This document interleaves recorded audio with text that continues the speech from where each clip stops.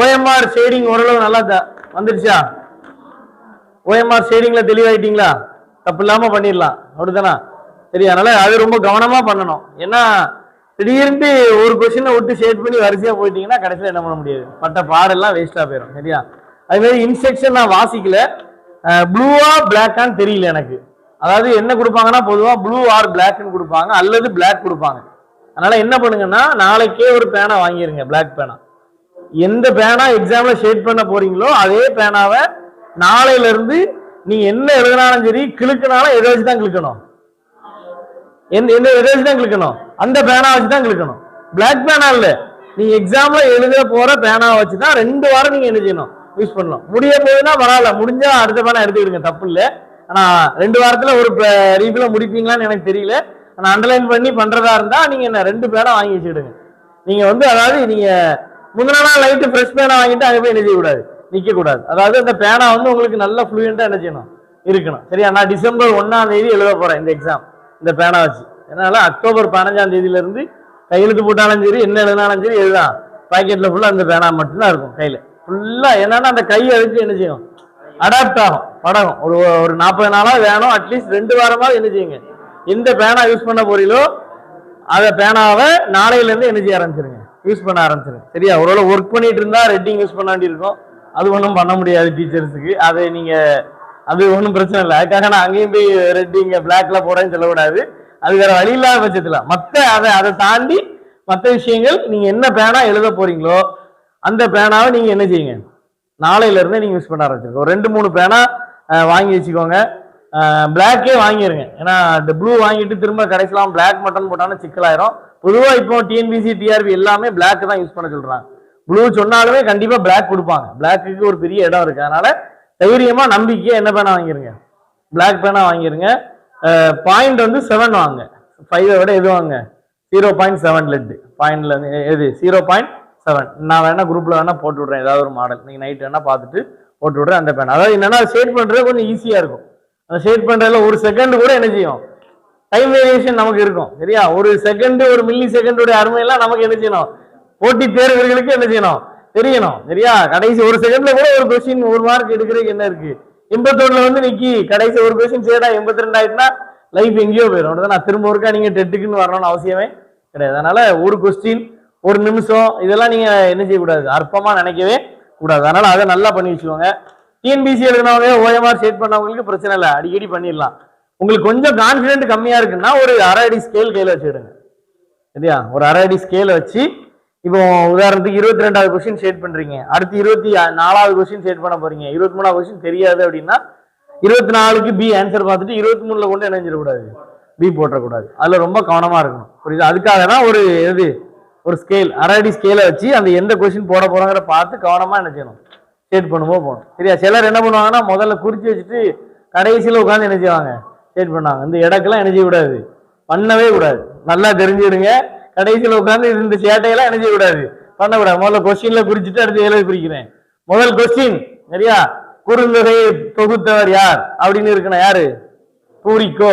Option 7 இருக்குன்னா அதுக்கு உட்காந்து கொஸ்டின்ல குறிச்சிட்டு 12 மணிக்கு போறேன்னு என்ன செய்யக்கூடாது. குறுந்தொகையை தொகுத்தவர் பூரிக்கோங்கிற திட்டமா என்ன செய்யும், தெரியும். ஏன்னா என்ன பண்ணிடணும், ஷேட் பண்ணிடணும். ஃபர்ஸ்ட் ரவுண்ட்ல நல்லா தெரிஞ்சுடுங்க. மினிமம் எத்தனை ரவுண்டு கொஸ்டின் வாசிச்சிருக்கணும், மினிமம் எத்தனை, 2 ரவுண்ட். சரியா? 3 ரவுண்டு வாசிங்கன்னா யூ ஆர் கிளியர்ட். உறுதியா சொல்றேன், 3 ரவுண்டு கொஸ்டினை வாசிச்சு போட்டீங்கன்னா நீங்க படிக்காம போனாலும் 3 ரவுண்ட் நீங்க வாசி போட்டீங்கன்னா நீங்க கிளியர்னு நான் உறுதியா சொல்ல முடியும். ஏன்னா அவ்வளவு கான்பிடென்ட் உங்களுக்கு வந்துடும். அட்லீஸ்ட் எத்தனை ரவுண்டு வாசிச்சிருக்கணும், 2 ரவுண்டு போனோம். எப்படி போனோம், முதல்ல ஃபுல்லா இப்ப சொல்றேன்ல, குறுந்தொகையை தொகுத்தவர் யாரு, பூரிக்கோ. சரியா? குறுந்தொகையில் உள்ள பாடல்களின் எண்ணிக்கை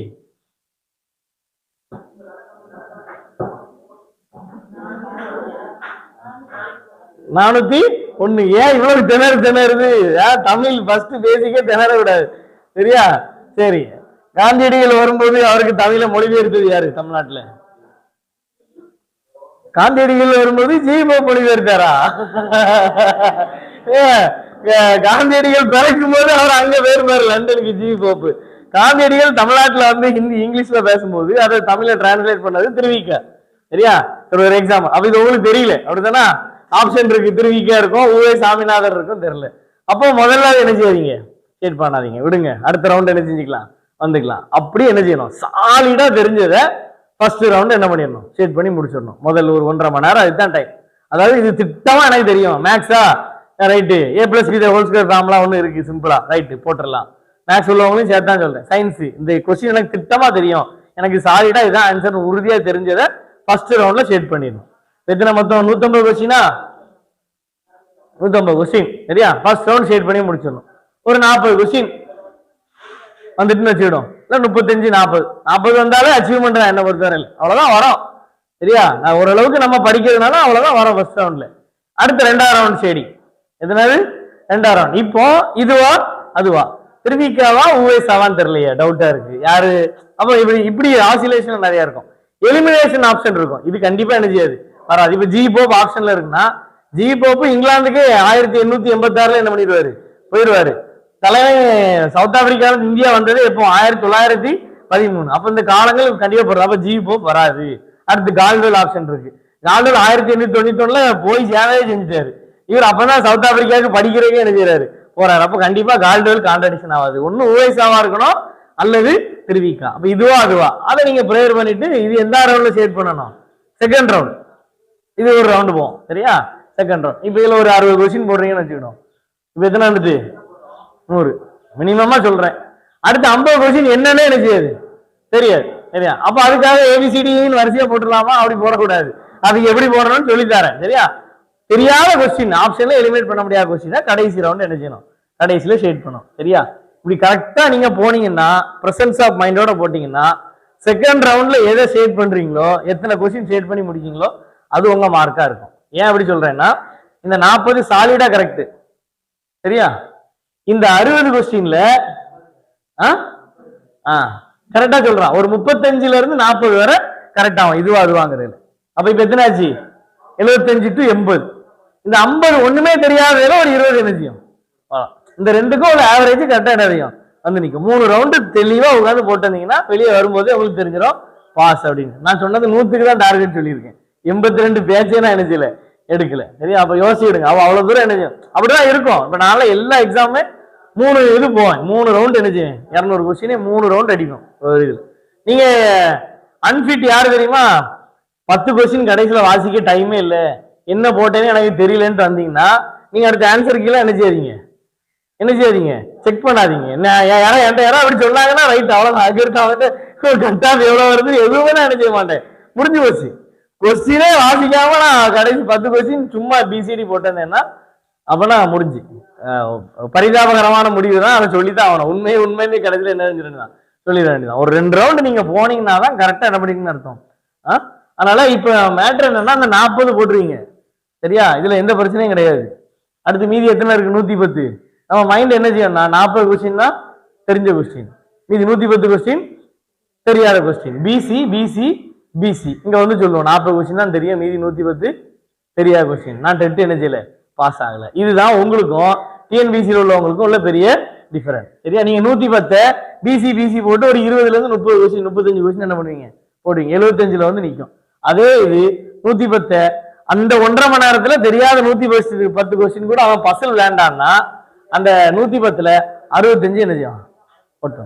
புரியுதா உங்களுக்கு, தெரியாத கொஸ்டின் தான், ஆனா அதுக்கான ஆப்ஷன் உள்ளதே என்ன செய்யுது இருக்குது. அதுக்கு தான் அந்த 1.5 மணி நேரம் அந்த மைண்ட் என்ன செய்யணும், நல்லா என்ன செய்யணும் வேலை செய்யணும். ஃபார் எக்ஸாம்பிள் இப்ப நான் சொல்றேன் கேளுங்களா, நான் போன தடவை ஒரு எக்ஸாம் 200 கொஸ்டின், எத்தனை question 200 question TNPSC first round நான் ஷேட் பண்ணது 84.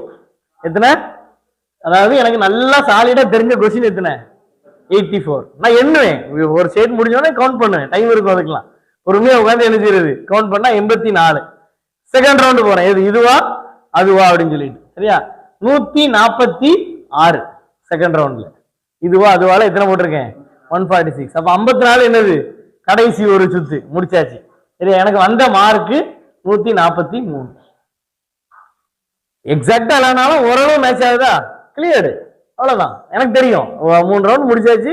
வந்த உடனே ஆன்சர் கீ செக் பண்றதுக்கு முந்தையே அந்த மைண்ட் சொல்லிடும் என்ன செஞ்சிடும், கிடைச்சிரும். ஒரு திருப்திக்காக அடுத்து என்ன செய்யறது, ஆன்சர் கீ செக் பண்றது. அதனால அந்த திருப்தியோட எக்ஸாம் ஹால்ல இருந்து என்ன செய்யணும், வெளியே வரணும். நல்லா தெரிஞ்சிருக்கு. அப்ப 3 மணி நேரம் மைண்ட் ஃபுல்லா எங்கதான் இருக்கணும், பேப்பர்ல மட்டும்தான் என்ன செய்யணும். ஓஎம்ஆர் ஷேடிங்ல இதுல இந்த விஷயம் நீங்க நல்லா தெளிவா என்ன செய்யணும், அது தெரிஞ்சுக்கிடுங்க. 80 கொஸ்டின் 150 கொஸ்டின் அப்படியே நமக்கு படிச்ச மாதிரி லட்டு மாதிரி வந்து என்ன செய்யாது இருக்கும்னு எதிர்பார்க்க கூடாது. தெரியாத கொஸ்டினையும் ஆப்ஷன்ல ட்விஸ்ட் வச்ச கொஸ்டினையும் யோசிச்சு திங்க் பண்ணி லிங்க் பண்ணி என்ன பண்ணணும், லிங்க் பண்ணி அதை என்ன செய்யணும் மாத்திரையில தான் நம்முடைய சக்சஸ் என்ன செஞ்சிருக்கு அடங்கி இருக்கு. சரியா? அப்போ ஃபர்ஸ்ட் தெரிஞ்ச கொஸ்டினுக்கு இந்த மாதிரி ஷார்ட்கட் ரூல் எல்லாம் என்ன செய்யக்கூடாது, யூஸ் பண்ணக்கூடாது. சரியா? நல்லது. இப்போ குறுந்து தொகுத்தவர்னா அதுக்கு வந்துட்டு பேர்ல இனிஷியல் இருக்கா அப்படிலாம் என்ன செய்யக்கூடாது, பார்க்க கூடாது. பூரிக்கோ தெரிஞ்சதே என்ன பண்ணிடணும் போட்டணும். இப்ப தெரியாத கொஸ்டின் இருக்கு இல்லையா, என்னன்னே தெரியாத கொஸ்டின், ஐடியா இல்லாத கொஸ்டின் அல்லது 1-2 தெரிஞ்ச கொஸ்டினை எப்படி சூஸ் பண்றதுன்னு ஒரு சில டெக்னிக்ஸ் என்ன செய்யறேன் சொல்லித்தாரேன். சரியா? பொதுவா நியூமரிக்கல் வேல்யூல ட்விஸ்ட் வைப்பாங்க. நல்லா தெரிஞ்சிடுங்க. எதுல ட்விஸ்ட் வைப்பாங்க, நியூமரிக்கல் வேல்யூல. அதாவது இப்ப உதாரணத்துக்கு மராத்தியர் சோசியல் எடுத்துக்கிட்டோம்னா, மராத்தியர் சிவாஜி வந்து மராத்திய வம்சத்தின் 4வது மன்னர். இவர் வந்து மகாராஷ்டிராவிலிருந்து தென்னிந்தியா வரை இத்தனை பகுதிகளை ஆண்டார். இல்ல தென்னிந்தியாவில் அவரது பேரரசு பரவி இருந்தது. அவர் இந்த ஒரு முறையை வரி வசூலிப்பதற்கு அறிமுகப்படுத்தினார். அவர் வட இந்தியா மீது 7 முறை படையெடுத்து சென்றார் அப்படின்னு இருக்குன்னு வச்சுக்கிட்டோமே. இதுல வந்துட்டு இன்கரெக்ட் அப்படின்னு கேட்டிருக்காங்கன்னு வச்சுக்கிட்டோம். சரியா? இன்கரெக்ட் கேட்டா இந்த முறையை அறிமுகப்படுத்தினார், அது மேக்சிமம் எப்படிதான் இருக்கும், கரெக்டா தான் இருக்கும். தென்னிந்தியாவில இருந்து இங்க வர ஆட்சி பண்ணார், அது மேக்சிமம் கரெக்டா இருக்கும். அவர் 4வது அரசரா 3வது அரசராங்கிறதெல்லாம் என்ன பண்ணுவான், ட்விஸ்ட் வைப்பான். அடுத்து எத்தனை முறை படையெடுத்து போனார், 7 தடவையா 8. ஒரு எக்ஸாம்பிளுக்காக நான் சொல்றேன். அப்போ எதுல அவங்க ட்விஸ்ட் வைப்பாங்கிறத உங்களுக்கு நல்லா என்ன செய்யணும், தெரிஞ்சிடணும். ஏதாவது ஒரு ஸ்கீம் கேட்கறாங்க அப்படின்னா அதுல ஒரு இயர் கொடுக்குறாங்கன்னு வச்சுக்கோங்க. அந்த இயர்ல என்ன பண்ணுவாங்க, 1954க்கு பதிலா 1945 அப்படிதான் என்ன செய்வாங்க.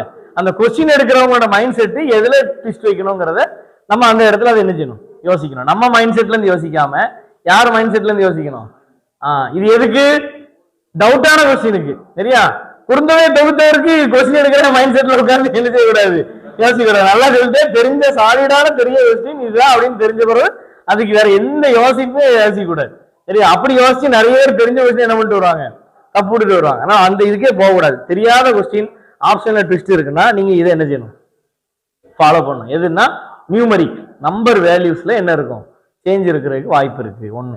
அடுத்தது லென்த்தியஸ்டா இருந்தா அதை கொஞ்சம் நீங்க என்ன செய்யலாம், சூஸ் பண்ணலாம். நல்லா தெரிஞ்சுடுங்க. ஆன்சர் போடும்போது சும்மா பிசி போட்டேன்னு என்ன செய்யக்கூடாது, யாருமே சொல்லக்கூடாது. ஏன் போட்டேங்கிறதுக்கு என்ன இருக்கணும், ஒரு ரீசன் இருக்கணும். ஏன் இது நீ போட்ட அப்படின்னா இந்த ரீசன்ல இப்படி இருக்கும்னு யோசிச்சேன், அதனால நான் இது என்ன செஞ்சேன், சூஸ் பண்ணேன் அப்படின்னு என்ன செய்யணும், சொல்லணும். சரியா? ஃபார் எக்ஸாம்பிள் இப்போ ஒரு கொஸ்டின் கேட்டிருந்தாங்க. என்ன கொஸ்டின் கேட்டிருந்தாங்கன்னா, ஒரு பழங்குடியினர் இனத்தை பத்தி என்ன பண்ணியிருந்தாங்க கேட்டிருந்தாங்க. சரியா? பழங்குடியினர் இனத்தை பத்தி என்ன பண்ணியிருந்தாங்க கேட்டிருந்தாங்க. பழங்குடியினர் அவங்களுடைய ஆக்டிவிட்டிஸ் சொன்னாங்க, அவங்களுடைய சாப்பாடை சொன்னாங்க, அவங்க வாழ்ந்த பகுதியை சொன்னாங்க. கீழே 4 ஆப்ஷன் கொடுத்துருக்காங்க. அப்ப எனக்கு தெரியாது என்ன ஆன்சர். அப்ப நான் யோசிச்சேன், வாழ்ந்த பகுதியில இந்திய சாத்பூரா மலைகள் அப்படின்னு வருது. இந்திய சாத்பூரா மலைகள் எந்த ஸ்டேட்ல அதிகம் இருக்கும்னா எந்த ஸ்டேட்ல இருக்கும், இந்திய சாத்பூரா மலைகள் எந்த ஸ்டேட்டுக்கு பக்கத்துல இருக்கும். எங்க பேசிக் ஜியோகிராபி கண்டிப்பா தெரியணும், சோசியல் மேஜர் படிச்சவங்க. சரியா? இந்திய சாத்பூரா மலைகள் பக்கத்துல எந்த ஸ்டேட், மேஜர் ஸ்டேட். சரி, ஓகே. ஆரவல்லி ரேஞ்சில எந்த ஸ்டேட் பக்கத்துல இருக்கு, சுத்தம் மேப் தான் போடணும் உங்களுக்கு மறுபடியும். சரியா? எப்படி இருக்கு ஆரவல்லி மலைத்தோட, எங்க இருக்கும் சோசியல். ஆரவல்லி மலைத்தொடர் எந்த இடத்துல இருக்கும் இந்தியா மேப்ல, இங்கயா, இங்க இங்க இங்க தானே இருக்கும். இதுல எந்த ஸ்டேட் இருக்கும், ராஜஸ்தான். இதெல்லாம் தூக்கத்துல கேட்டாலும் வரணும். ஆரவல்லினா ராஜஸ்தான், இந்திய சாத்பூரா மகாராஷ்டிராங்கிறது உங்களுக்கு என்ன செய்யணும், ஆரவல்லி ரேஞ்சஸ். அப்போ அதுல வந்து கொடுக்குறாங்க ஆரவல்லி ரேஞ்சஸ்ல இவங்களுடைய குடியிருப்பு இருக்கு. அப்ப ஆரவல்லின்னா அப்ப யாரு தான், ராஜஸ்தான். ராஜஸ்தான்ல மேஜரா இருக்கிற ட்ரைப்ஸ் உடைய பேர் என்னன்னா பில்ஸ். அப்ப ஆப்ஷன்ல பில்ஸ் இருக்கு. எனக்கு ஒண்ணுமே தெரியாது, அவங்க என்ன சாப்பிடுறாங்க என்ன ட்ரெஸ் ஒண்ணுமே தெரியாது. ஆனா ஒரே ஒரு ஹிண்ட் என்னது, ஆரவல்லி. ஆனா என்ன தெரியும், ஆரவல்லி எது பக்கத்துல இருக்குன்னு தெரியும், ராஜஸ்தான் பக்கத்துல. அதுக்கு தான் உங்களுக்கு ஜென்ரலா பேசிக்க தெரிஞ்சு வச்சுடுங்க அப்படின்னு சொல்லி. புரியுதா? ஏன் பேசிக் படிங்கன்னா தெரியாத கொஸ்டின் இந்த பேசிக் கான்செப்ட் வச்சு என்ன செய்யும். எனக்கு ஆரவல்லி ராஜஸ்தான் தெரியாட்டா சத்தியமா என்ன செய்யாது. அதே ராஜஸ்தான்ல மேஜர் ட்ரைப்ஸ் பில்ஸ் அப்படிங்கிறத என்ன செய்யும், சரி பேசிக்கோட இம்பார்ட்டன்ஸ் இருக்கு. அதனால பேசிக்ஸ் தெரியாம உள்ள என்ன செய்யக்கூடாது, போகக்கூடாது. இலக்கணம்னாலும் சரி சயின்ஸ்னாலும் சரி பேசிக் கான்செப்ட் நல்லா என்ன பண்ணிருக்கணும். சோசியலும் அதே மாதிரி தான். ஜியாகிரபில மேப் தரவா இருக்கணும். சரியா? பேசிக் அதான் பேசிக்கு. மேப் தான் பேசிக். லொகேஷன்ல தான் கொஸ்டின் வர போகுது. ஆரவல்லி, ஹிமாலயா மவுண்டன்ஸ், அந்த ரேஞ்ச், அதுதான் கொஸ்டின் ஏரியா. அதனால பேசிக்காவது நல்லா தரவா என்ன பண்ணிட்டு போங்க, படிச்சுட்டு போங்க. வெஸ்டர்ன் காட்ஸ், ஈஸ்டர்ன் காட்ஸ், ஏன்னா ரொம்ப இம்பார்ட்டன்டான ஏரியா படிச்சிருங்க. சரி, அப்போ இந்த மாதிரி லிங்க் பண்ணி என்ன செய்யணும், புரியுதா உங்களுக்கு? இந்த மாதிரி லிங்க் பண்ணி அதை என்ன செய்யணும், ஆன்சர் போடுறது தெரியணும். ஐ மீன் சும்மா என்ன செஞ்சிடக்கூடாது, பிசிடி போட்டேன், போன கொஸ்டின் ஏ போட்டேன், இது பி போட்டேன் என்ன செய்யக்கூடாது, சொல்லக்கூடாது. அப்படிலாம் ஆப்ஷன் வைக்க மாட்டாங்க. சரியா? இது ஏ இருந்தா அடுத்த ஏ வராதுலாம் சொல்ல முடியாது. தொடர்ந்து 4 சி கூட என்ன செய்யலாம், இருக்கலாம். தொடர்ந்து 4 டி கூட என்ன செய்யலாம், இருக்கலாம். அதுக்கெல்லாம் யோசிக்கவே கூடாது. தொடர்ந்து சியா வருது அப்படிலாம் என்ன செய்யக்கூடாது, யோசிக்க கூடாது. அப்பெல்லாம் அவங்க ஆப்ஷன் என்ன செய்வாங்க, வைப்பாங்க. அதனால சரி, கொஸ்டின் ஷேட் பண்றது இது எப்படி இருக்கணும், ஒரு ரீசனபிளான ரீசனோட நீங்க ஷேட் பண்ணணும். சரி, அடுத்து லென்த்தியஸ்ட். ஏன்னா ஆன்சரை வந்து என்ன செய்ய முடியாது, சுருக்க முடியாது. நல்லா தெரிஞ்சு வச்சுடுங்க. தப்பானதை என்ன பண்ணிக்கலாம், சுருக்கிக்கலாம். ஆன்சரை சுருக்கவே முடியாது, ஷார்ட்லைஸ் பண்ண முடியாது. இப்போ ஏதாவது ஒரு டெபினிஷன் கேட்கறாங்க அப்படின்னு வச்சுக்கிடுவோமே, தெர்மல் ஹீட் ஏதோ ஒன்று கேட்கறாங்க, ஏதோ ஒன்று கேட்கறாங்கன்னு வச்சுக்கிடுவோம், சயின்ஸே எடுத்துக்கிடுவோமே, டெபினிஷன் கேட்கறாங்க. அப்போ லென்த்தியான டெபினிஷனை லென்த்தியா தான் அவங்க என்ன செய்ய முடியும், கொடுக்க முடியும். அப்போ அந்த மாதிரி இதுல தெரியாத டெபினிஷனுக்கு நீங்க என்ன செய்யலாம், லென்த்தியா இருக்கிறத நீங்க என்ன செய்யலாம், தைரியமா என்ன செய்யலாம், சூஸ் பண்ணலாம். அது மாதிரி லென்த்திலே சில நேரம் பாத்தீங்கன்னா ஏதோ ஒரு கேட்கறாங்கன்னு வச்சுக்கிடுவோமே, என்ன சொல்றது, ட்ரெஸ்ஸுக்கு பேர் போன டிஸ்ட்ரிக்ட் அந்த மாதிரி ஏதாவது கேட்டுட்டு ஒரு 4 ஆப்ஷன் கொடுக்குறாங்க. திருநெல்வேலி, சிவகங்கை, விழுப்புரம், கோயம்புத்தூர் அண்ட் ஈரோடு அப்படின்னு கொடுக்குறாங்க. சரியா? அப்போ இது லென்த்தியா இருக்கு, பிளஸ் எத்தனை ஆன்சர் இருக்கு, 2 இருக்கு. ஏன்னா ரெண்டுமே ஃபேமஸ்ங்கிறதுனால அவங்களால என்ன செய்ய முடியல, ஷார்ட் லிஸ்ட் பண்ண முடியல. அப்போ நீங்க தைரியமா என்ன செய்யலாம், கோயம்புத்தூர் அண்ட் ஈரோடு அப்படிங்கறது என்ன செய்யலாம், போடலாம். சில நேரம் பிராக்கெட் கொடுப்பாங்க. ஏன்னா அதனுடைய ஒரிஜினல் மீனிங் தெரியணுங்கிறக்காண்டி பிராக்கெட் என்ன செய்வாங்க, கொடுப்பாங்க. பிராக்கெட் இருந்தாலும் நம்பி என்ன செய்யலாம், சூஸ் பண்ணலாம். சரியா? பிராக்கெட்டுக்குள்ள இருக்கிறதே நீங்க நம்பி என்ன செய்யலாம், சூஸ் பண்ணலாம். சரியா? அடுத்தது ஆன்சர் வந்து சில நேரம் எல்லாமே நான் திரும்பவும் சொல்றேன், 100% என்ன செய்யாது, ஒர்க் அவுட் ஆகாது. தெரியாத கொஸ்டின்ஸ் ஒண்ணுமே தெரியாம பிசிடின்னு போட்டு வர்றதுக்கு கொஞ்சம் அனலிட்டிக்கலா யோசிச்சு கூடுதலா ஒரு 20 மார்க் உங்களுக்கு எக்ஸ்ட்ரா கிடைக்கிற மாதிரி என்ன பண்றோம். அதனால பிராக்கெட்ல அது ஆன்சர் வரலன்னு தெரிஞ்சு என்ன செய்யக்கூடாது, கொஞ்சம் உங்களை இம்ப்ரூவ் பண்றதுக்காக தான் சொல்றேன்னு ஒழிய இது எல்லாமே என்னதான் விதிகளுக்கு உட்பட்டதுதான், எக்ஸாம்ஷனுக்கு உட்பட்டது. அதனால பிராக்கெட்டுக்குள்ள இருந்தா அதுதான் ஆன்சர் என்ன செய்யக்கூடாது, சொல்லக்கூடாது. முதல்ல சொல்லிட்டேன், திரும்ப வந்து என்கிட்ட சண்டை வரக்கூடாது. எப்படியாச்சும் ஒரு ஒண்ணு வேண்டாம், இந்த மாதிரி போடுறதுல ஒரு 4-5 கொஸ்டின் கூட போட்டு 82 வந்தாலும் உங்களுக்கு லைஃப் செட்டில் தானே. அதுக்காக தான் என்னது சொல்றேனே ஒழிய இந்த குருட்டு வரப்பா அதுக்கு நான் என்னது ரொம்ப சப்போர்ட் பண்ணவும் மாட்டேன், ஷார்ட்கட் எல்லாம் ரொம்ப என்கரேஜ் பண்ண மாட்டேன். எப்படியா கடைசி நேரத்துல கொஞ்சம் ஒரு 10 மார்க் ஒரு யோசிச்சு போட்டாங்கன்னா கூட கிடைச்சிடாதா, பாஸ் ஆயிட மாட்டாங்களான்னு ஒரு ஆசையில தான் என்ன பண்றேன் சொல்றேன். அதனால பிராக்கெட்ல இருக்கு ஆன்சர் இல்லைன்னு சண்டைக்கு வரக்கூடாது. சரியா? மேபி அந்த மாதிரி என்ன செய்வாங்க சில நேரங்கள்ல, பிராக்கெட்ல இருக்கும்போது அது ஆன்சரா இருக்கிறதுக்கு வாய்ப்பு நிறைய இருக்கு, ப்ராபபிலிட்டி. எல்லாமே தெரியாத பட்சத்துல இந்த மாதிரி சூஸ் பண்ணி என்ன செய்யலாம், நீங்க போடலாம். அதே மாதிரி மெஜாரிட்டி பார்க்கணும். சரியா? இது ஒரு சின்ன ட்ரிக் தான், சொல்லித்தாரேன். மெஜாரிட்டி எப்படி பாக்குறது, இப்போ தொல்லியல் ஆய்வை பத்தி ஒரு கொஸ்டின் கேட்கறாங்கன்னு வச்சுக்கிட்டோமே, ஏதோ ஒண்ணு இந்த ஆண்டு நடந்தது, இதை யாரு பண்ணா அப்படின்னா ஒரு 4 ஆப்ஷன், மார்டிமர் வீலர், சரியா, பாலகிருஷ்ணன், அலெக்சாண்டர் டஃப், அலெக்சாண்டர் ரே அப்படின்றது. இதுல 2 ஆப்ஷன் வராதுன்னு எலிமினேட் பண்ணிடலாம். எதெல்லாம், மார்டிமர் வீலரும் வராது, பாலகிருஷ்ணனும் வராது. ஏன்னா 2 அலெக்சாண்டர் கொடுத்துருக்காங்க. அப்போ ஆன்சர் யார் எதுலதான் இருக்கு, அலெக்சாண்டர்ல தான் இருக்கு. ரேயா டஃபான்னு தெரியாது. அது அது அவ்வளவுதான். இப்போ ப்ராபபிலிட்டி உங்களுக்கு 100ல இருந்து நான் எத்தனையா குறைச்சு கொடுத்துட்டேன், 50 குறைச்சாச்சு. இதுவா அதுவா, நீங்க அந்த நேரத்தில் ப்ரேயர் பண்ணி என்ன செய்யுங்க, போடுங்க, கண்டிப்பா அது என்ன செய்யும், கரெக்டா இருக்கும். இந்த மாதிரி மெஜாரிட்டி என்ன செய்யணும் பார்க்கணும். சரியா? இது சில நேரங்களில் இயர்ல இது ஒர்க் அவுட் ஆகும். எப்படின்னா இப்போ ஒரு ஏதாவது ஒரு இயர் கேட்கறாங்கன்னா 1956, 1966, 1944, 1932. இதுல எதுல ஆன்சரா இருக்க வாய்ப்பு இருக்கு, ஒன்னு 56 இருக்கலாம் அல்லது 60. மேபி இதுல என்ன இருக்கு, சான்ஸ் இருக்கு. இந்த மாதிரி நீங்க என்ன செஞ்சுக்கலாம், சில இதை என்ன பண்ணிக்கலாம், யோசிச்சு போட்டுக்கலாம். சரியா? அதே மாதிரி ஒரு இந்த மாதிரி கொடுக்குறாங்கன்னா அதை இன்டர்லிங்க் பண்ணி யோசிக்கிறவங்களுக்கு என்ன செய்யணும், தெரியணும். சரியா? இப்போ அன்னைக்கு போன வாரம் பாலிட்டி எடுக்கும்போது ஒரு இது சொல்லி கொடுத்தேன் எங்களுக்கு எடுக்கும்போது. என்னன்னா இந்தியன் கான்ஸ்டியூஷன் எழுதும் போது 10 லட்சம் பேருக்கு ஒரு பிரதிநிதி எடுத்திருப்பாங்க. மொத்தம் எத்தனை பிரதிநிதி எடுத்தாங்க, 389 பிரதிநிதி எடுத்தாங்க. 10 லட்சம் பேருக்கு 1. அப்போ 1947 இந்தியாவுடைய மக்கள் தொகை எவ்வளவா இருந்திருக்கணும்? 389 10 லட்சம் போட்டா எவ்வளவு வரும்? 38.9 கோடி. அப்ப திடீர்னு சுதந்திரத்தின் போது இந்தியாவின் மக்கள் தொகை என்னன்னு கேட்டாங்கன்னா மனப்பாடம் பண்ண வேண்டியதில்லை. கான்ஸ்டியூஷன் எழுதும் போது 10:1ங்கிற 10 லட்சத்துக்கு ஒரு பேர் எடுத்தாங்க, 389 பிரதிநிதிகள் எடுத்தாங்க. அப்ப இதனையெல்லாம் இருக்கணும் 38, கிட்டத்தட்ட 40 கோடியா இருக்கணும். இல்லைன்னா பாரதியார் ஒரு பாட்டு எழுதியிருப்பாரு, ரைட்டா? 30 கோடி முகமுடையால் முகம் 2 அப்படின்னு ஒரு பாட்டு எழுதியிருப்பாரு. அப்ப 30 கோடி பாரதியார் சொல்லியிருக்காரு. டேட்டா தெரியாது, ஆனா பாரதியார் பாட்டு என்ன செய்யும், நான் படிச்சது ஞாபகத்துக்கு வரும். புரியுதா புரியலையா? இப்படி லிங்க் பண்ணி உங்களுக்கு போடுறதுக்கு என்ன செய்யணும்? நம்ம இதை போடவே மாட்டோம். தெரியாத கொஸ்டின் பி, இது தெரியல டி சி. புரியுதா? ஏன் கிளியர் பண்ணலன்னா அந்த 77 78 கோச்சிங்கெல்லாம் இப்படி போனதுனால மிஸ் பண்ணதுதான். சரியா? இந்த கெப்பாசிட்டியை நீங்க என்ன பண்ணிக்கணும், வளர்த்துக்கணும். இதுக்கு தான் வாரம் டெஸ்ட் போடுங்க, டெஸ்ட்லயும் இந்த மாதிரி உட்காந்து பிராக்டிஸ் பண்ணுங்கன்னு சொல்றது. சரியா? அட்லீஸ்ட் இந்த 2 வீக்ஸ் ஆகுது கொஞ்சம் நல்லா என்ன செய்யுங்க, இதை பிராக்டிஸ் பண்ணுங்க. அடுத்து மெஜாரிட்டி, அடுத்து அதே மாதிரி எலிமினேஷன். இதெல்லாம் வராது அப்படின்னு ஃபர்ஸ்ட் என்ன செய்யணும், எலிமினேட் பண்ணிடணும். பார்த்த உடனே இது கண்டிப்பா அந்த ஆப்ஷன் என்ன செய்யாது. இதுக்கு முதல்ல சொல்லி கொடுத்தேன்ல, இப்ப காந்தியடிகளுடைய உரையை டிரான்ஸ்லேட் பண்ணது ஜி போப், கால்டுவெல், ஊவைசா, திருவிக்க. கண்டிப்பா ஜி போப் என்ன செய்யாது, வராது. கால்டுவெல் என்ன செய்யாது, ரிஜெக்ட் பண்ணிடலாம். அப்ப இந்த 2 பேர்ல யாராவது ஒருத்தராக என்ன செய்யணும், இருக்கணும் அப்படின்னு என்ன செய்யலாம், நீங்க போடலாம். சரியா?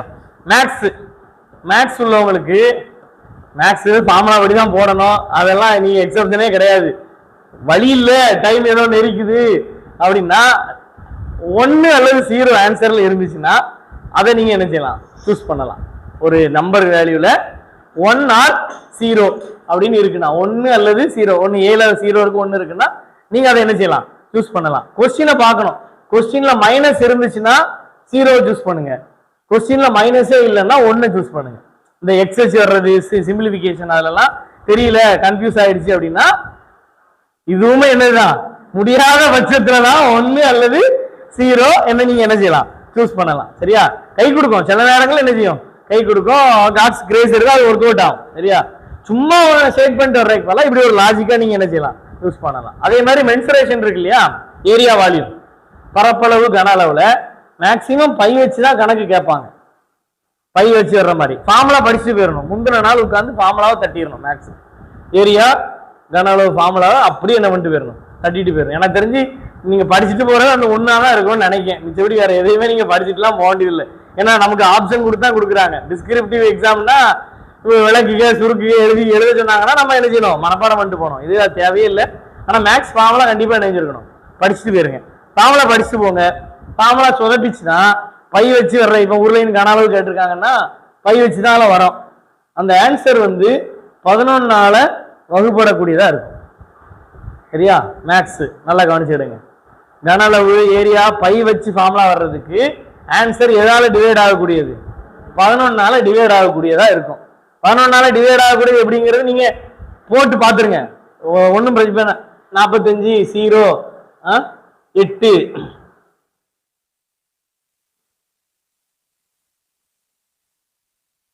இப்படி இருக்குன்னா நீங்க 11ஆல போட்டு பார்த்துட்டீங்கன்னா பிரச்சனை இல்லை. சரியா? டிவைட் பண்ணி பாருங்க. அப்படி இல்லைன்னா அதுக்கு ஷார்ட்கட் இருக்கு. ஆல்டர்னேட் டிஜிட்டை கூட்டணும், அதனுடைய டிஃபரன்ஸ் 0வா இருக்கணும், அல்லது 11ஆல டிவைட் ஆகக்கூடியதா என்ன செய்யணும் இருந்துச்சுன்னா அந்த நம்பர் 11ஆல என்ன செய்யும், டிவைட் ஆகும். அதுக்கு நீங்க 4 கணக்கு என்ன பண்ணிட்டு போயிடலாம். 4 நம்பர் தான் இருக்கும். தெரியாத பட்சத்துல செஞ்சு பாத்தீங்க, ஆன்சர் வரல, 12 25 ஆயிட்டு, சரி எடுங்க, டக்குன்னு டிவைட் பண்ணுங்க. 11ஆல போறது ஏதோ அது ஆப்ஷனா என்ன செஞ்சிடலாம். இது எதுல, பை வச்சு வர்ற இதுல ஒரு ட்ரிக். சரியா? ஓகே. கூற்று காரணங்கள் எப்படி கேட்கறாங்கிறது தெரியல. எப்படி கேட்பாங்களா? கூற்று 1 2 சரி அந்த மாதிரி சோசியல் அப்படி இருக்கும், சயின்ஸ் அப்படிதான் இருக்கும். டெட்லே இருக்கும். அப்போ நான் அப்படி கேட்க மாட்டேன், டிஎன்பிசி தான் அப்படி பண்ணாங்க, டிஆர்பி அப்படிதான் பண்ணுவான். சரி, அந்த மாதிரி எலிமினேட் பண்ணி நீங்க அழகா என்ன செய்யலாம், போடலாம். 2 3 கூட்டு நான் முதல்ல சொன்னேன் இல்லையா, நியூமெரிக்கல் வர்றதை ரிஜெக்ட் பண்ணலாம், டேட்டு கொடுத்து வர்றது, இயர் கொடுத்து வர்றது, இந்த மாதிரி உள்ளது நீங்க என்ன செய்யலாம். சில ஆப்ஷன் பெருசா கொடுத்துட்டு கடைசியில இல்லை அப்படின்னு முடிப்பான். என்னது இது, முறியடிக்கவில்லை, அவர் முறியடிச்சிருப்பாரு, ஆனா என்ன கொடுப்பான், முறியடிக்கவில்லை அப்படின்னு நினைச்சுவாங்க கொடுப்பான். அந்த மாதிரி இதெல்லாம் நீங்க என்ன பண்ணலாம், ஈஸியா என்ன பண்ணிடலாம், ரிஜெக்ட் பண்ணிடலாம். சரியா? அதை தாண்டி தெரியல அப்படின்னா இதுவும் கொஞ்சம் எக்ஸம்ஷன் தான். போத் ஆர் கரெக்ட் அல்லது ஆல் ஆர் கரெக்ட் நினைச்சீங்க, வழி இல்லாத பட்சத்துல சூஸ் பண்ணுங்க. சரியா? சரி, ஐடென்டிஃபை பண்ண முடியல, எல்லாமே ஒரே மாதிரிதான் இருக்கு, எல்லாமே கரெக்ட் மாதிரி தான் இருக்கு, எது தப்புன்னு என்ன செய்ய முடியல, கண்டுபிடிக்க முடியலன்னா எதை சூஸ் பண்ணுங்க, போத் ஆர் கரெக்ட். ரெண்டு ஆப்ஷன் இருந்தா போத் ஆர் கரெக்ட் அல்லது ஆல் ஆர் கரெக்ட். கொஸ்டினை நல்லா வாசிக்கணும். மேல திடீர்னு என்ன கொடுப்பாங்க, எது சரி அல்லன்னு நினைச்சோம் கொடுப்பான். உங்களுக்கு ஆன்சர் தெரியும் இதுதான் சரி அப்படின்ட்டு, இங்க நீங்க என்ன பண்ணிருவீங்க, எது சரின்னு போடுவீங்க. அதுக்குரிய ஆப்ஷனா என்ன பண்ணிருப்பான், கொடுத்துருப்பான். அதான் டிஎன்பிசி, அதான் டிஆர்பி. புரியுதா உங்களுக்கு? இப்போ 4ல 1 தான் தப்பு, 3 கரெக்டா இருக்கும். சரியா? அங்க என்ன கொடுத்துருப்பான்னா எது தவறுன்னு கொடுத்துருப்பான். ஆப்ஷன்ல 1 மட்டும் இருக்கும், 1 2 3 இருக்கும். சரியா? 1 மட்டும் இருக்கும், 2 3 4 இருக்கும். நமக்கு தெரியும் 2 3 4 சரி 1 தவறுண்டு. ஆனா நம்ம என்ன வாசிருப்போம், எது சரின்னு நினைச்சிட்டு என்ன போட்டுருவோம், 2 3 4 போடுவோம். ஆனா கேட்டது என்னது, எது தவறு. நம்ம நேரத்துக்கு 1 அங்க இருக்கும், 2 3 4 அங்க நினைச்சியும் அப்படிதான் வைப்பான். சரியா? அதான் சொல்றேன், அது ஒரு பசில் மாதிரிதான். ஏன்னா கொஸ்டின் இங்கதான் இருக்கு, அதுலதான் இருக்கு, ஆன்சரும் அதுலதான் இருக்கு. சரியா? அப்ப இதை விளையாடுறதுக்கு, இந்த பசில விளையாடுறதுக்கு மைண்ட் எப்படி இருக்கணும், ஃப்ரெஷ்ஷா இருக்கணும். சரியா? ஆக்டிவா இருக்கணும், பிரிஸ்கா இருக்கணும். அந்த பிரசன்ஸ் ஆஃப் மைண்ட்னு சொல்லுவாங்க. அதே என்ன செய்யணும், சுத்தி சுத்தி வரணும். சரியா? அப்ப சில நேரங்கள்ல 8வது கொஸ்டின் எடுத்துட்டீங்கன்னா அதுல ஒரு ஆன்சர் தெரியலையே அப்படின்னா நீங்க பின்னாடி வரும்போது சில நேரங்கள்ல ஒரு மேட்ச்ல ஃபாலோயிங்ல இதுலயே அதுக்கான ஆன்சர் என்ன செய்யும் இருக்கும், ரிப்பீட்டட் ஆயிருக்கும் சில நேரங்கள். அப்போ நீங்க என்ன செய்யலாம், அதனாலதான் செகண்ட் ரவுண்ட் என்ன செய்யறது போட சொல்றது. முதல் ரவுண்ட்லயே ஏபிசிடி போட்டு என்ன செய்யாதீங்க, போவாதீங்க. முதல் ரவுண்ட் வாசிட்டு 2வது ரவுண்ட் என்ன செய்யுங்க வாங்கன்னு சொல்றதுக்கு அதுதான். சரியா? இது ஒண்ணு, both are correct, all are correct. இதெல்லாம் என்ன செய்யணும் போடணும். அது மாதிரி நியரஸ்ட் வேல்யூ, என்ன வேல்யூ, நியரஸ்ட் வேல்யூ. இப்ப மேக்ஸ் ஏதோ ஒண்ணு இருக்கு, 12,000, 12,500, 14,500, 17,500. என்ன ஆன்சரா இருக்கும் சொல்லுங்க பார்ப்போம். 12,000, 12,500, 14,500, 17,500. என்ன ஆன்சரா இருக்கும்? 12,000. Right, okay, you are qualified. தெரிஞ்சிட்டு தெரியுதா? என்ன மெஜாரிட்டி எது இருக்கு, 500 இருக்கு. அப்ப ஏதோ ஒரு 500 தான் வரப்போகுது. 2 எடுத்துட்டா இருக்கு, 12 இருக்கு, அடிக்கலாம். இந்த மாதிரி ஏதோ துணிஞ்சு எழுதலாம். தெரியாத கொஸ்டின், திரும்பவும் சொல்றேன், தெரியாத கொஸ்டினுக்கு என்ன செய்யலாம், அடிக்கலாம். சரியா? சில இது கொஞ்சம் லாஜிக்கா யோசிச்சீங்கன்னா கிடைக்கும். இந்த மேக்ஸ் எல்லாம் பாத்தீங்கன்னா சென்டிமீட்டர் ஸ்கொயரு, மீட்டர் ஸ்கொயர்லாம் வர்றதெல்லாம் அளவு கொடுத்துருப்பான். எப்படி கொடுத்துருப்பான், 2.5 சென்டிமீட்டர் உள்ள பட்டம் உள்ள உருளை வந்து இப்படி வாய்க்கப்படுது அப்படி கொடுத்துருக்கு. ஆப்ஷன்ல ஆன்சர் இருக்கும், எப்படி இருக்கும், 12.4 சென்டிமீட்டர், 124.1 சென்டிமீட்டர், 1240.1 சென்டிமீட்டர். யோசிக்கணும், சென்டிமீட்டர்ல கொடுத்தது 4 சென்டிமீட்டர் 5 சென்டிமீட்டர் மிஞ்சி மிஞ்சி போனா எத்தனை சென்டிமீட்டர் வரும், 12ல தான் இருக்கும். 120 என்ன செய்யாது, அப்படி மைண்ட் கொண்டு வரணும். 12 சென்டிமீட்டர் எவ்வளவு ஃபார்முலாவே நீங்க என்ன செய்யண்டா போறான்னா 2 3 கொஸ்டின் இதை சொலைய என்ன பண்ணிட்டு போயிடலாம். ஆப்ஷன் அவன் கிருக்கே மாதிரி வச்சிருந்தானா நமக்கு அது என்னது, நம்ம அது லாஜிக்கை கண்டுபிடிக்கணும். நான் என்ன சொல்றேன் புரியுதா உங்களுக்கு? இப்போ 7 சென்டிமீட்டர் ஆரம்பம்ல வட்டத்துக்கு பரப்பளவு கேட்கறான்னு வச்சுக்கிட்டோமே, எவ்வளவு பரப்பளவு எவ்வளவு இருக்கும்,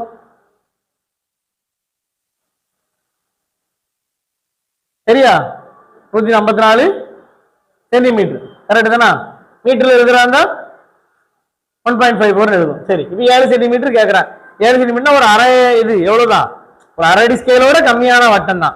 அப்ப அதனுடைய பரப்பளவு எவ்வளவு இருக்கும், 150. கண்டிப்பா 1500 சென்டிமீட்டர் என்ன செய்யாது இருக்கு. 1500 சென்டிமீட்டர் எங்கேயோ வரும், அப்படிதானா?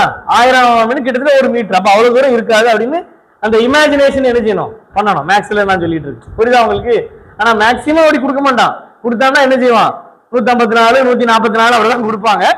அதையும் தாண்டி 150 1500 போச்சுன்னா நமக்கு என்னது லக்கு. பாமனம் போடான்னா டைம் என்ன செய்யாது, வேஸ்ட் ஆகாது. நம்ம அழகா என்ன பண்ணிடலாம், போட்டு போயிடலாம். ஸோ இந்த மாதிரி நம்ம இதையும் சில நேரம் என்ன செய்யணும் போடுறதுக்கு நமக்கு தெரிஞ்சிருக்கணும். சரியா? ஸோ இது எல்லாமே இவ்வளவு நிறைய விஷயங்கள் சொல்லியிருக்கேன்.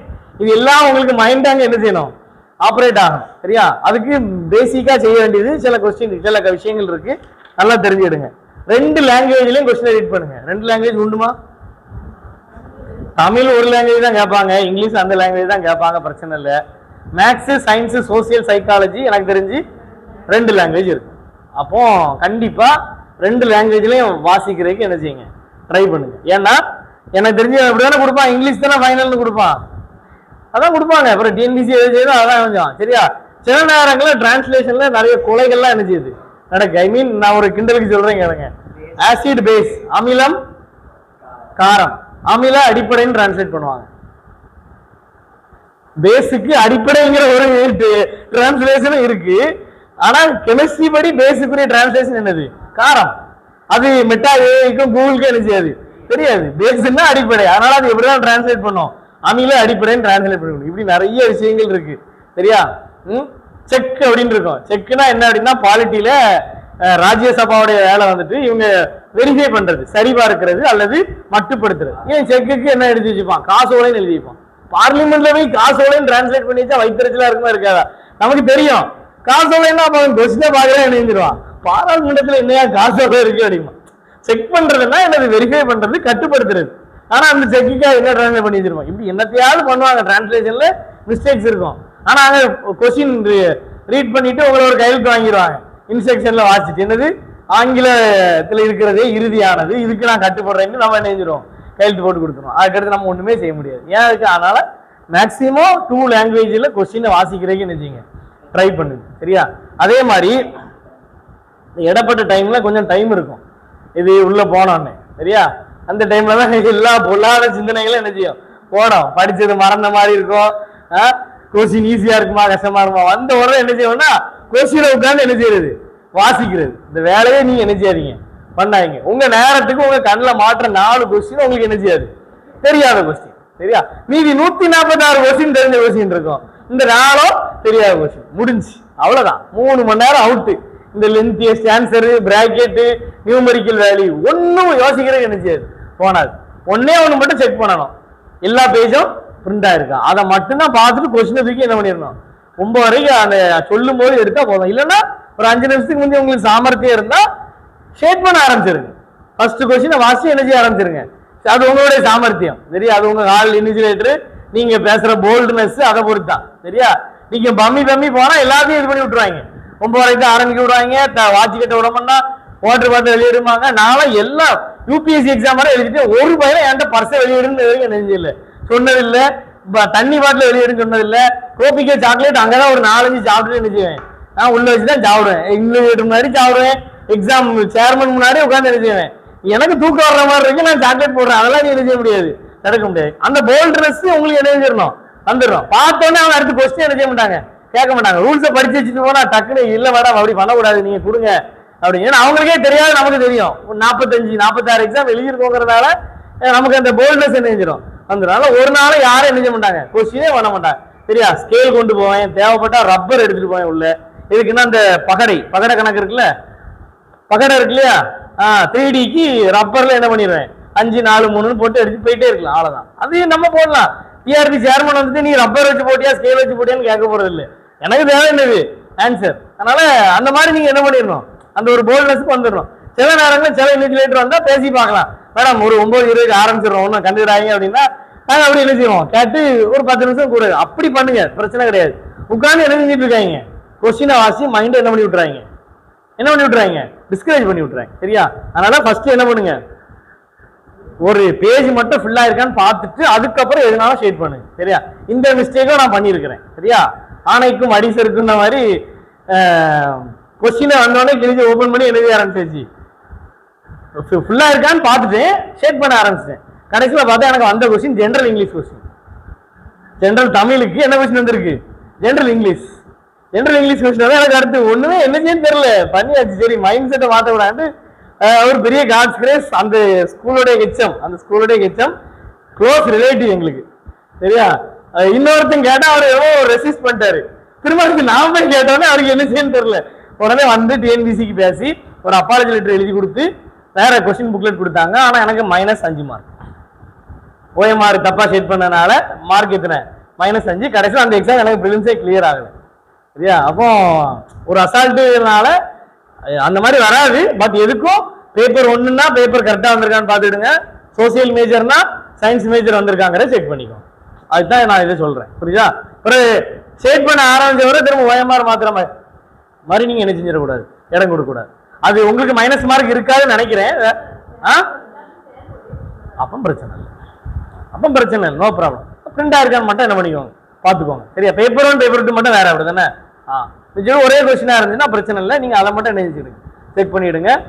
OMR கரெக்டா பார்த்து என்ன செய்யுங்க ஷேட் பண்ணுங்க, பதட்டப்படாம என்ன செய்யுங்க ஷேட் பண்ணுங்க. அப்படி நெகட்டிவ் மார்க் அந்த மாதிரிலாம் உங்களுக்கு என்ன செய்யாது, டிஆர்பில ரொம்ப என்ன செய்யாது கிடையாது.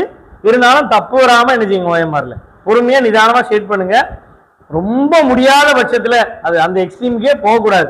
பிளேடு வேணா சில நேரங்கள் என்ன பண்ணிக்கலாம், சுரண்டி எடுத்து மாத்திக்கலாம். ஒரு சில இது அது விதியாம நம்ம அதை சொல்லக்கூடாது, சரியா? அதனால அந்த ஆப்ஷனுக்கே நீங்க போக வேண்டாம். முடியாத பட்சத்துலன்னு சொன்னா கூட நீங்க அதுக்கு இடமே கொடுக்காதீங்க. ஓஎம்ஆர் கரெக்டா என்ன பண்ணிருங்க, ஷேட் பண்ணிருங்க, சரியா? ஓஎம்ஆர் கரெக்டா ஷேட் பண்ணிருங்க. தப்புலாம் கஷ்டப்படும், வேலி பண்ண சிரமமா இருக்கும் நம்ம பிளேட்லாம் யூஸ் பண்ணா, சரியா? அதனால அந்த மாதிரி என்ன செய்யாதீங்க, பண்ணாதீங்க. டபுள் ஷேடிங்கும் பண்ணவே பண்ணிடாதீங்க. தெரிஞ்ச கொஸ்டின் மாத்தி போட்டீங்களா விட்டுருங்க, அவ்வளவுதான், முடிஞ்சு போச்சு. இன்னொரு தெரியாத கொஸ்டினை கடவுள் தருவாருன்னு என்ன பண்ணிருங்க, போயிருங்க. டபுள் ஷேடிங், ஓவர் ஷேடிங், பிளேட வச்சு சுரண்டதெல்லாம் என்ன செய்யாதீங்க, பண்ணாதீங்க, சரியா? இன்விஜிலேட்டர் வெரிஃபை பண்ணுவாங்க நம்ம ஷேட் பண்ணியிருக்கிறத, இருந்தாலும் கொஞ்சம் கவனமா என்ன செய்யுங்க, பண்ணுங்க, சரியா? இதெல்லாம் சின்ன சின்ன விஷயங்கள் தான், ஆனா கொஞ்சம் கரெக்டா என்ன செய்யணும், பண்ணணும், சரியா? தைரியமா பண்ணா எல்லாமே என்ன செய்யும், கரெக்டா வரும். இது ஒண்ணு ஒரு பெரிய விஷயமே என்ன செய்யாது கிடையாது, சரியா? அவங்க என்ன யோசிப்பாங்கன்னா, இதான் லாஜிக்கு. ஒரு பெரிய டிஎன்பிசினா ஒரு ஆபீஸ்ல ரன் பண்ண போறான், ஒரு நிர்வாகம் பண்ண போறான். டிஆர்பின்னா ஒரு ஆசிரியரா போறவங்களுக்கு இந்த நம்பரை கூட கரெக்டா ஷேட் பண்ண தெரியாதா, இதை கூட பக்கத்துல இல்லாம ஷேட் பண்ண தெரியலன்னா அவங்க எப்படி ஒரு 100 ஸ்டூடெண்ட்ஸுக்கு அவங்க மேனேஜ் பண்ணாங்க? அதுதான் அவனுடைய பாயிண்ட் ஆஃப் வியூ. புரியுதா உங்களுக்கு? ஏன் மார்க் மைனஸ் எல்லாம் வைக்கிறாங்கன்னா இதான் ரீசன். ஒரு குரூப் 1 எக்ஸாம்ல ஏன் அப்படி வைக்கிறாங்க?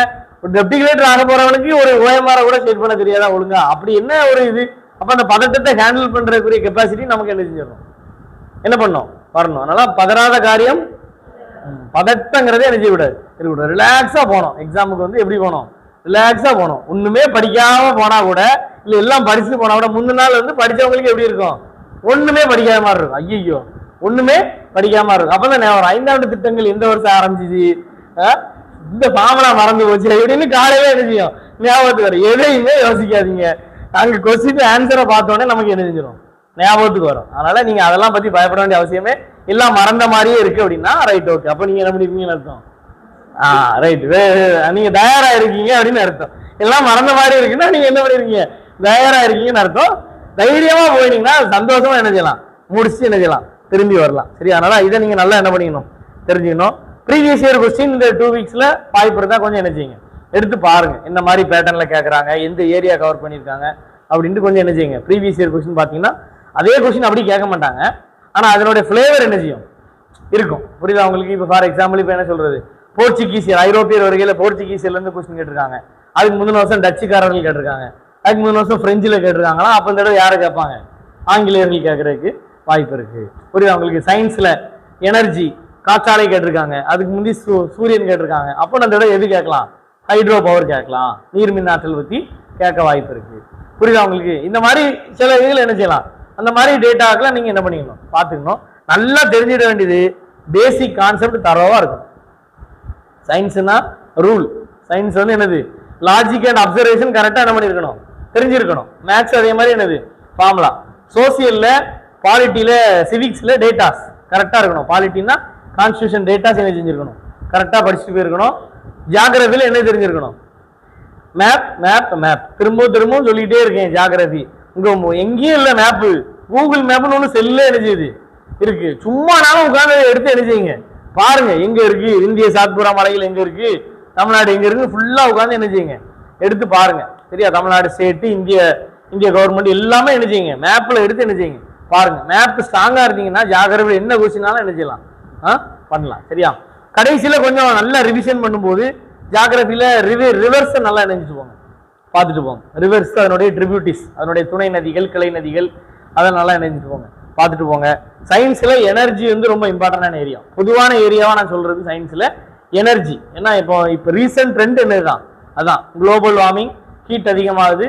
அதனால என்ன பண்ணணும், நான் ரினியூவபிள்ல இருந்து எங்க மாறணும், ரினியூவபிளுக்கு மாறணும். இதுதான் உலகளாவிய பிரச்சனை. உலகத்திலே டெஸ்ட் நடந்தா கண்டிப்பா எனர்ஜில என்ன இருக்கும், கொஸ்டின் இருக்கும். அப்ப கண்டிப்பா சயின்ஸ்ல எனர்ஜி 7th புக்ல இருக்கா, சயின்ஸ் எனர்ஜி ஆற்றல் எத்தனை, science 7th 8th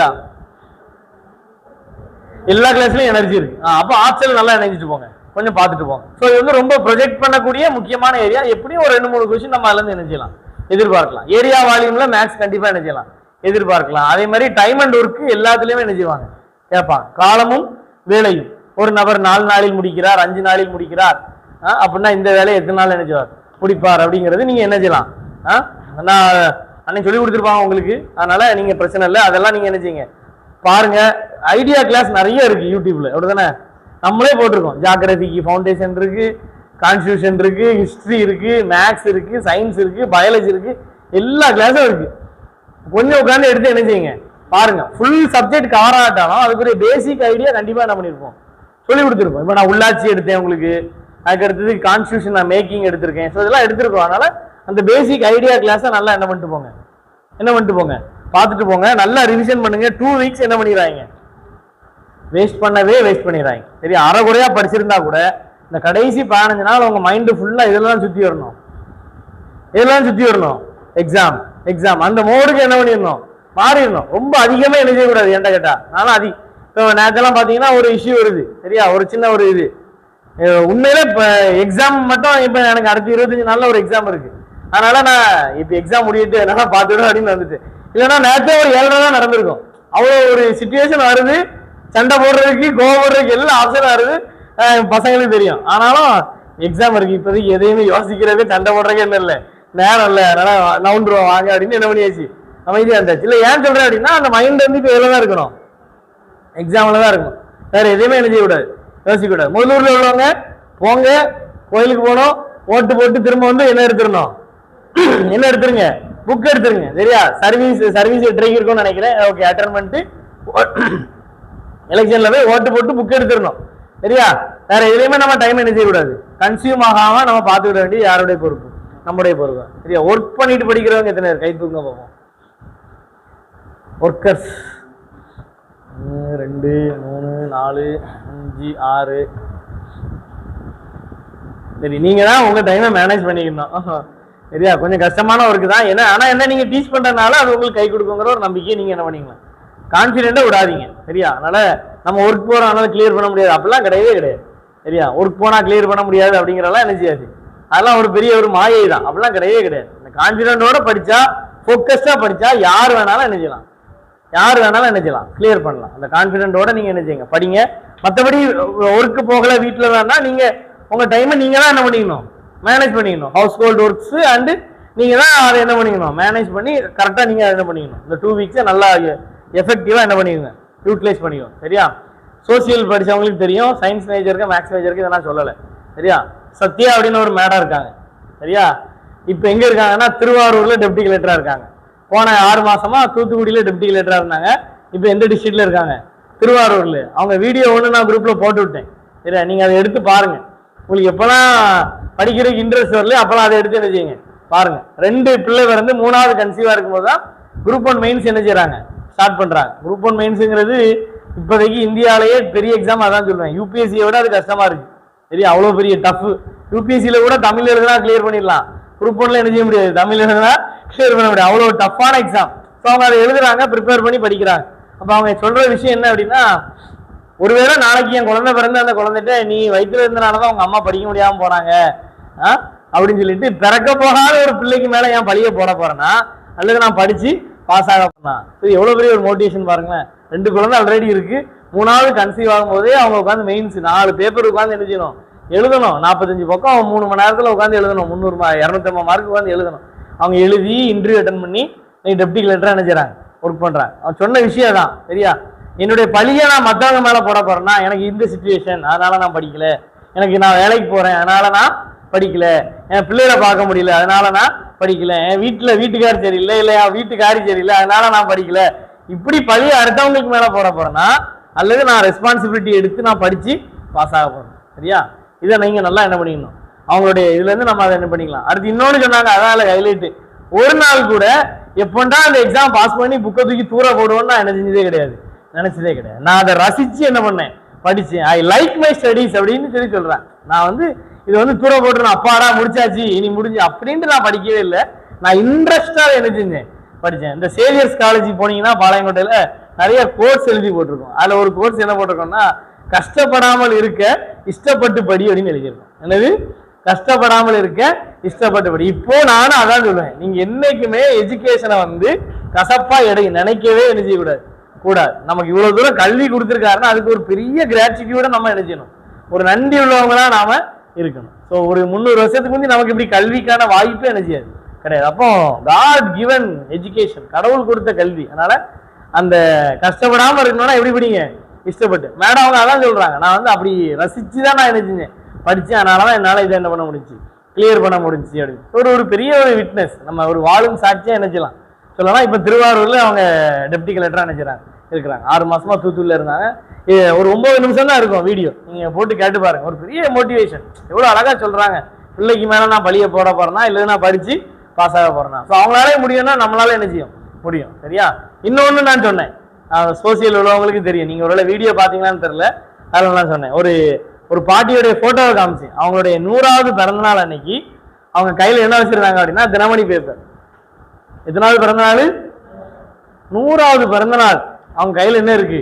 Dinamani paper. Daily படிப்பாங்களாம், படிச்சு நியூஸ் அவங்க சன்னுக்கு சொல்லுவாங்களாம், அவங்க மகனுக்கு. அவங்க மகன் ஒரு ஸ்கூல்ல ஹெட் மாஸ்டர் ஒரு பையன், அவங்களோட இன்னொரு பையன் retired SP superintendent of police. உங்க எல்லாருக்கும் தெரிஞ்சிருக்கும் மிஸ்டர் கலியமூர்த்தி. சரியா? அவரை தெரியாத ஆட்களும் என்ன செய்ய மாட்டாங்க, இருக்க மாட்டாங்க. உலக சாதனை புரிந்தவர். அதாவது 100 நாள்ல 80 மீட்டிங். எத்தனை மீட்டிங்? 100 நாள்ல 80 மீட்டிங், 1000 கிரௌடுக்கு மேல என்னது டிஃபரெண்ட் லொகேஷன்ல பேசினவர். இது இந்த சாதனை யாருமே என்ன செய்ய முடியாது, பண்ண முடியாது. 100 நாள் எத்தனை மீட்டிங்? 80 மீட்டிங். ஆக்சுவலி 70 பேசினா உலக சாதனை, ஆனா எத்தனை? 80 பேசிட்டாரு. 80 மீட்டிங், டிஃபரெண்ட் லொகேஷன், ஒரே இடத்துல கிடையாது, டிஃபரெண்ட் லொகேஷன்ல. கிரௌட் எவ்வளவு இருக்கணும்? 1000. இவ்வளவு கிரைட்டீரியால பேசி உலக சாதனை படைச்ச ஒரே நபர் யாரு தான்? கலியமூர்த்தி தான். அவருடைய ஸ்பீச் 11th பாட புக்ல QR கோடு என்ன பண்ணிருக்கிறாங்க, வச்சிருக்கிறாங்க. ஸோ அவங்க 100 வயசுலயும் பேப்பர் எடுத்து படிக்கிறதுனாலதான் அவங்க மகனால என்ன செய்ய முடியுது, உலக சாதனை படைக்க முடிஞ்சது. ஸோ அவங்க அழகா சொன்னாங்க, அவங்க தம்பி தான் எனக்கு அந்த போட்டோ அனுப்புனது, கலியமூர்த்தி சாரோட தம்பி. ஸோ அங்க எங்களுக்கு ரொம்ப என்னது, மீட்டிங்ஸ்லாம் ஒன்னா போவோம், அதனால எங்களுக்கு நல்லாவே தெரியும். அப்பதான் சொன்னேன், நான் இந்த மாதிரி எங்க ஸ்டூடெண்ட்ஸுக்கு நான் சொல்றேன், உங்க அம்மா போட்டோ தான் நான் காட்ட போறேன் அப்படின்னு. அவரை சொல்லிட்டு தான் நான் இது என்ன செய்யறேன் உங்களுக்கு சொல்றேன். சத்யா மேடத்திலையும் பேசிட்டு தான் நான் இது என்ன செய்யறேன் சொல்றேன். ஏன்னா யூடியூப்ல போறதுனால எல்லாரும் பார்ப்பாங்க, அதனால மேடத்திலையும் பெர்மிஷன் வாங்கிட்டு தான் சொல்றேன், கலியமூர்த்தி சாரோட தம்பிட்டையும் பெர்மிஷன் வாங்கிட்டு தான் உங்களுக்கு நான் என்ன செய்யறேன் சொல்றேன். 100 வயசுல அவங்க என்ன பண்றாங்க, காலையில பேப்பர் எடுத்து படிக்க முடியுமானால் நமக்கு ஏன் படிக்க கஷ்டமா இருக்கு? இதெல்லாம் நமக்கு ஒரு பெரிய இன்ஸ்பிரேஷன். 100 வயசுல அவங்க என்ன செய்யறாங்க, எடுத்து வாசிக்கிறாங்க, நியூஸ் பேப்பர் எடுத்து வாசிக்கிறாங்க. அதனால கல்வி வந்து ஒருபோதும் என்ன செய்யக்கூடாது, கசக்கவே கூடாது. சரியா? கடைசியா ஒன்னே மட்டும் சொல்லி தரேன், போய் வீட்டுல போய் சரியா ட்ரீம் ஷீட்னு ஒண்ணு எழுதணும். என்ன எழுதணும்? ட்ரீம் ஷீட் அப்படின்னு சொல்லிட்டு போன உடனே எழுதணும். நீங்க என்னன்னா டிசைட் வாட் யூ வாண்ட், உங்களுக்கு என்ன வேணுங்கிறத டிசைட் பண்ணுங்க. நிறைய இருக்கும், இப்போதைக்கு முதல்ல உங்களுக்கு என்ன வேணும், டெட் கிளியர். அதை நீங்க ஃபர்ஸ்ட் என்ன செய்யுங்க, ஒரு நோட்ல எழுதுங்க. சரியா? காத்துல பறக்காதீங்க, எதுல எழுதுங்க, நோட் பண்ணுங்க. என்னெல்லாம் எழுதணும்ட்டு. Decide what you want. So எல்லாம் நம்ம செய்யறதே இல்ல பொதுவா. டிசைட் வாட் யூ வாண்ட், என்ன வேணுங்கிறத நீங்க டிசைட் பண்ணுங்க முதல்ல. சரியா? டிசைட் வாட் யூ வாண்ட், உங்களுக்கு என்ன வேணும்னு டிசைட் பண்ணுங்க ஃபர்ஸ்ட். ரெண்டாவது ரைட் இட் டவுன், அதை எழுதி வைக்கணும். என்ன செய்யணும், அதை என்ன செய்யணும், எழுதி வைக்கணும். உதாரணத்துக்கு டெட் தேர்வில் தேர்ச்சி பெற வேண்டும் அப்படின்னு எழுதி வைக்கணும். எழுதி வச்சா சும்மா எழுதி கூடாது. சரியா?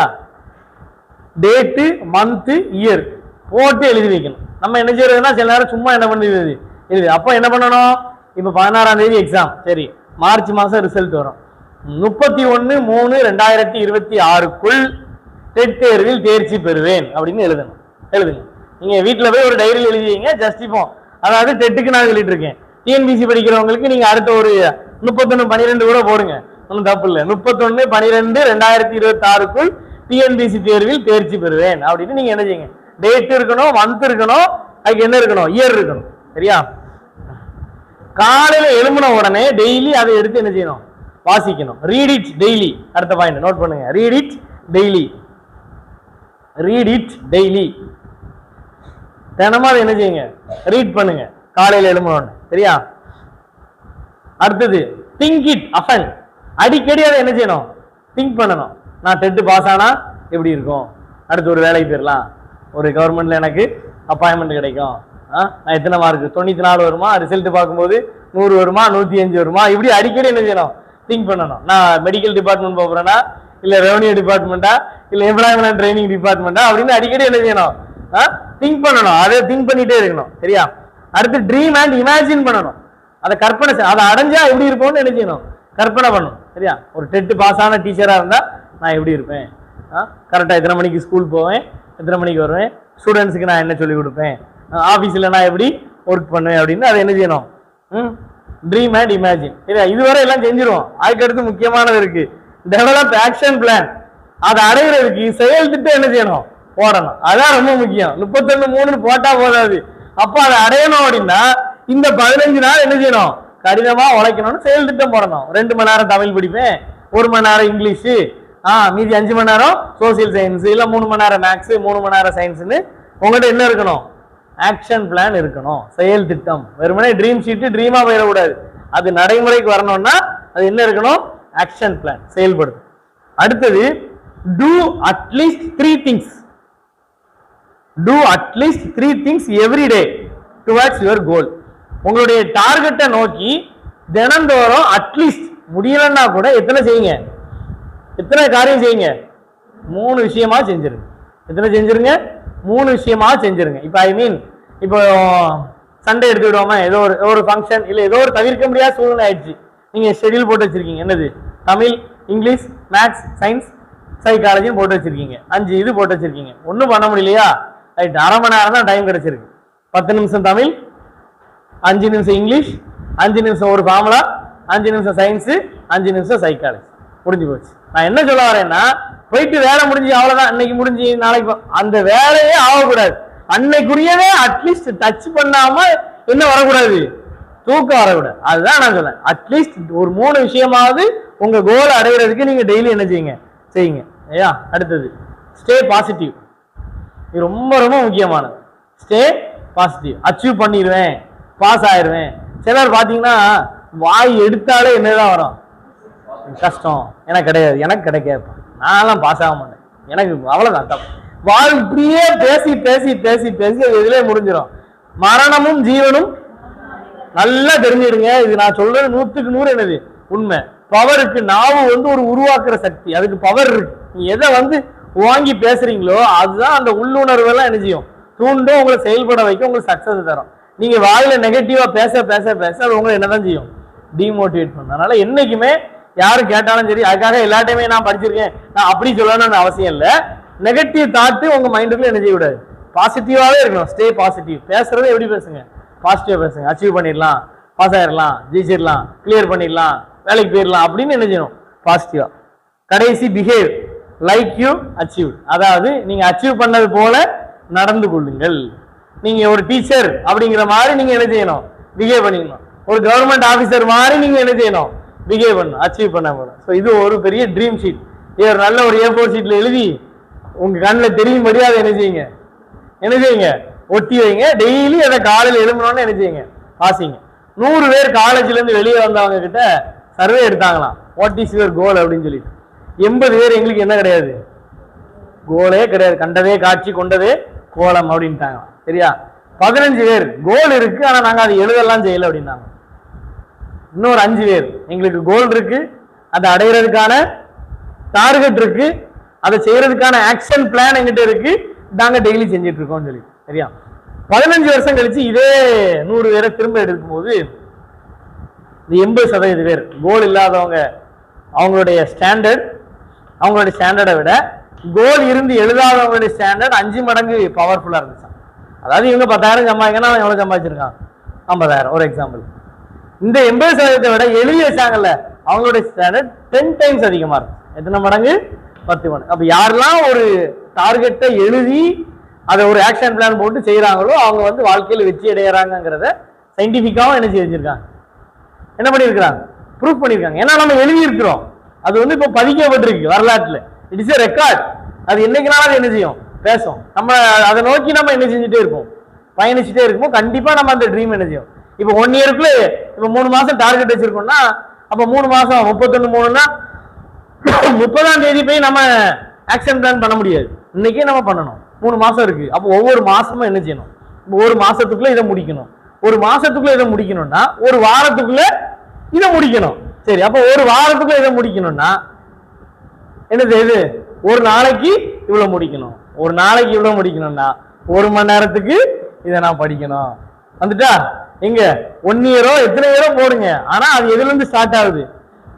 1 இயர். அப்போ 2 இயர்ல அடைய வேண்டிய டார்கெட் முதல்ல 1 மணி நேரத்துல இதை முடிக்க போறேன், இன்னைக்குல இதை முடிக்கிறேன், இந்த 1 வாரத்துல இதை கம்ப்ளீட் பண்ண போறேன், அடுத்த 1 மந்த்ல இதை முடிப்பேன், அப்படியே முடிச்சு என்னுடைய டார்கெட்டை நான் என்ன செய்வேன், அச்சீவ் பண்ணேன். ஸோ இந்த ட்ரீம் ஷீட் ஸோ எனக்கு ரொம்ப பிரயோஜனமா இருந்துச்சு, நான் எழுதி வச்சேன். ஸோ அதனால இதை சொல்லுவோன்னு எனக்கு ஒரு என்னது இன்ஸ்பிரேஷன். அதனால ஒரு ஸ்டே பாசிட்டிவா என்ன செய்யுங்க, பாசிட்டிவா இருங்க, பாசிட்டிவா திங்க் பண்ணுங்க, அச்சீவ் பண்ணது போல என்ன செய்யுங்க, நடந்து கொள்ளுங்கள். சரியா? கான்பிடன்ஸா போய் போட்டுவாங்க, கண்டிப்பா என்ன பண்ணிடலாம், கண்டிப்பா நீங்க என்ன பண்ணலாம், கிளியர் பண்ணலாம். சரியா?